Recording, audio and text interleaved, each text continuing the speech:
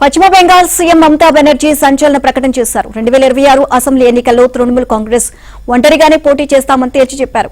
కాంగ్రెస్ తో సహా ఏ పార్టీతోనూ పొత్తు పెట్టుకోవడం ఉండదు అని అన్నారు. ఇక టీఎంసీని స్వతంత్రంగా పోటీలోకి దిగుతుంది అని స్పష్టం చేశారు. బెంగాల్లో కాంగ్రెస్ పార్టీ బలహీనంగా ఉన్నందున పొత్తు అవసరం లేదు అన్నారు. పశ్చిమ బెంగాల్లో 4వ సారి తమ ప్రభుత్వం ఏర్పాటు కాబోతోంది అని ధీమా వ్యక్తం చేశారు.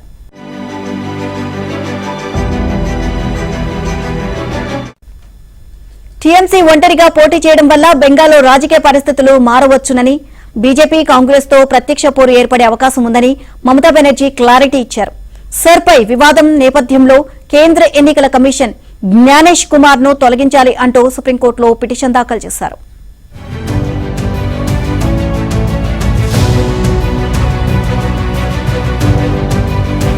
పశ్చిమ బెంగాల్ సీఎం మమతా బెనర్జీ సంచలన ప్రకటన చేశారు. 2026 అసెంబ్లీ ఎన్నికల్లో తృణమూల్ కాంగ్రెస్ ఒంటరిగానే పోటీ చేస్తామని తేల్చి చెప్పారు.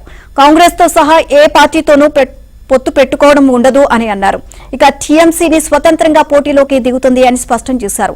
బెంగాల్లో కాంగ్రెస్ పార్టీ బలహీనంగా ఉన్నందున పొత్తు అవసరం లేదు అన్నారు. పశ్చిమ బెంగాల్లో 4వ సారి తమ ప్రభుత్వం ఏర్పాటు కాబోతోంది అని ధీమా వ్యక్తం చేశారు.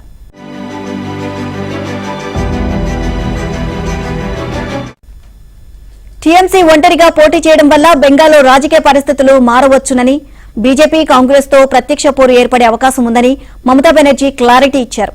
సర్పై వివాదం నేపథ్యంలో కేంద్ర ఎన్నికల కమిషన్ జ్ఞానేష్ కుమార్ ను తొలగించాలి అంటూ సుప్రీంకోర్టులో పిటిషన్ దాఖలు చేశారు.